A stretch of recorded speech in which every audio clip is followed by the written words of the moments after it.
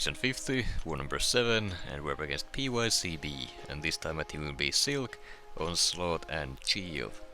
I will be taking path 2 in section 1, path 9 in section 2, then a Jessica Jones, a Mangog, as well as an Onslaught mini-boss, and that will be it for this war.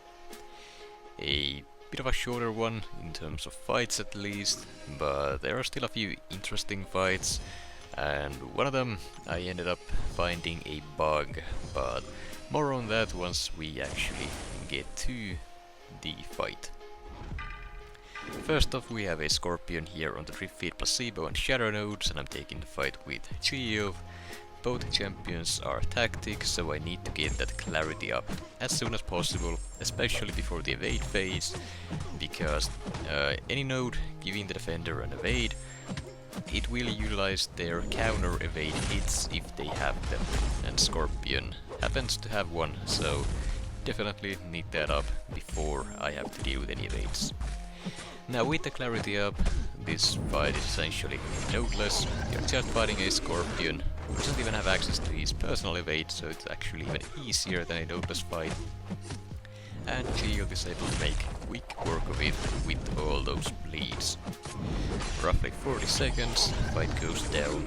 Did take some chip damage, but that's fine. If I have to use a potion, it's not a big deal. As long as I don't die to a simple diverse placement like that, I'm not complaining.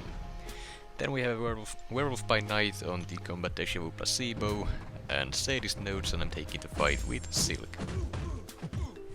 Now this fight, not too difficult. I am doing my best to avoid using the same basic attack twice in a row as to avoid any of those combat déjà vu placebo triggers, and the main reason for that is Mystic Dispersion. The extra power gain wouldn't be too big of a problem, but it's better to just not deal with it if you can avoid it, and that's what I'm doing here. Planning to just go in with a special 2 here and finish up the fight, but my crit RNG is horrible, and he doesn't end up dying.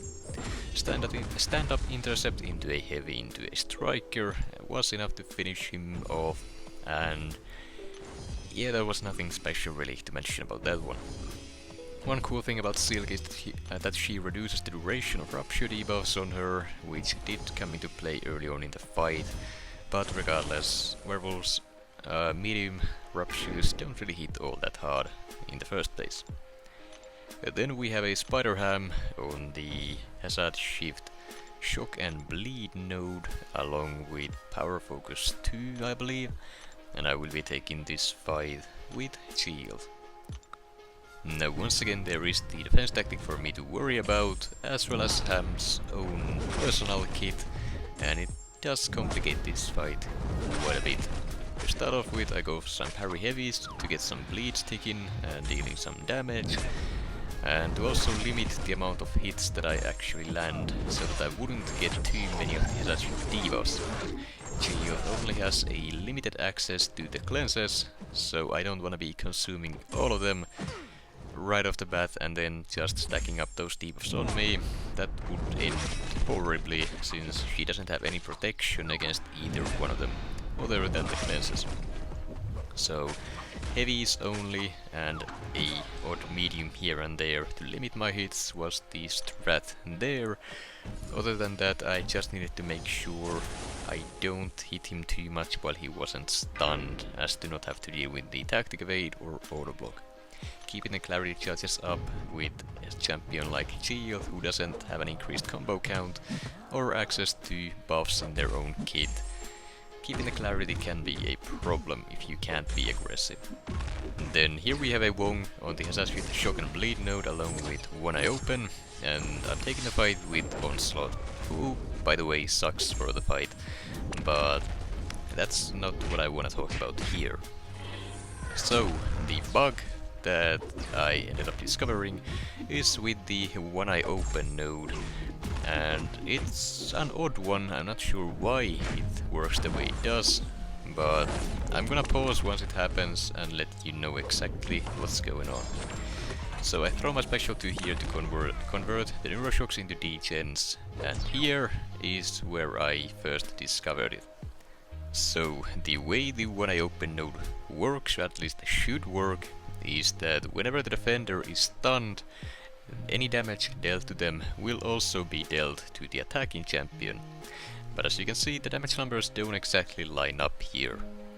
So what ended up being the issue here is that if you trigger multiple damaging effects at the exact same moment, the When I Open node only sees one of them.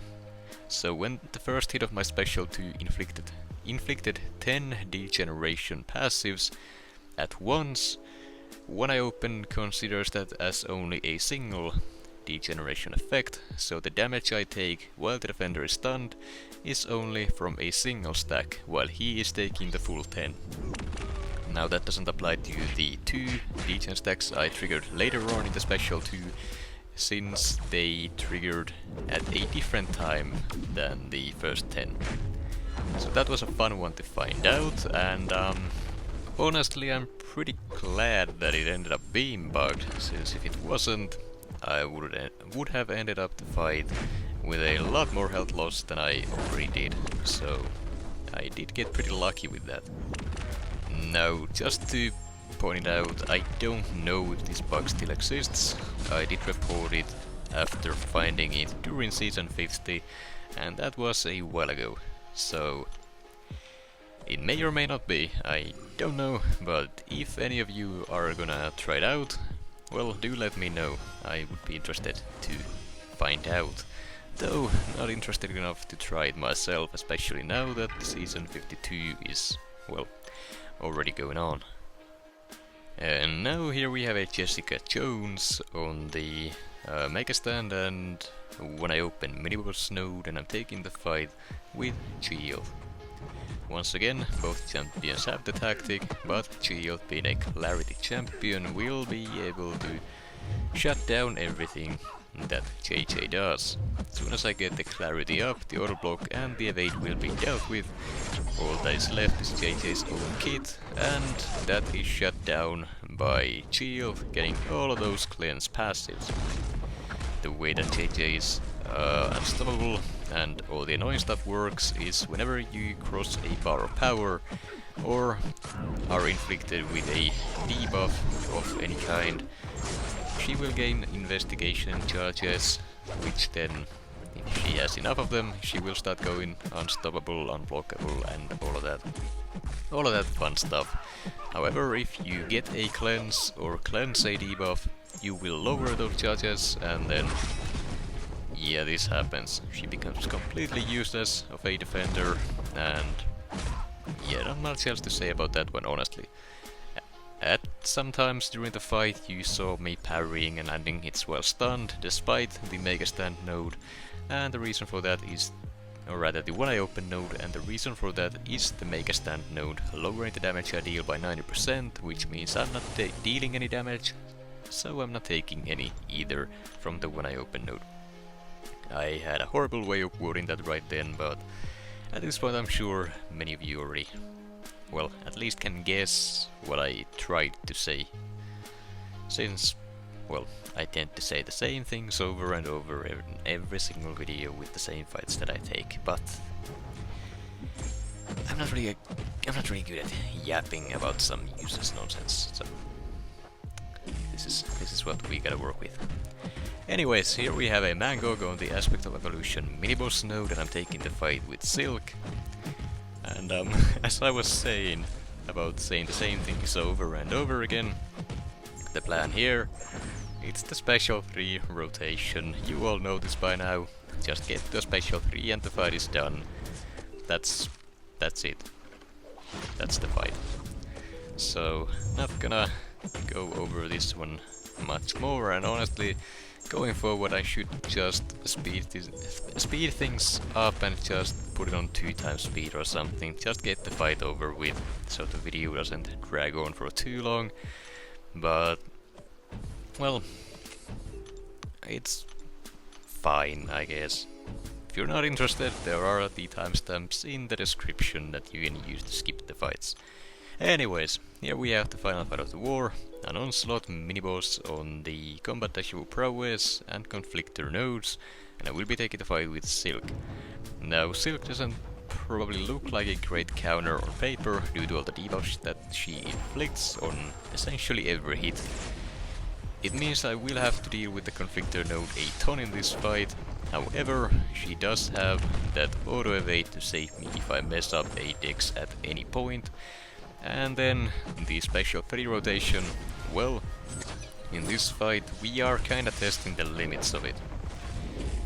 I don't personally really like using the rotation for the Conflictor node, since if I miss time and the timer on the Conflictor, I might end up having the defender eat up the stun debuff from my heavy charge, and if that happens, I will eat a special 3, and due to the combat deja vu prowess node, that special 3 will finish me off without question.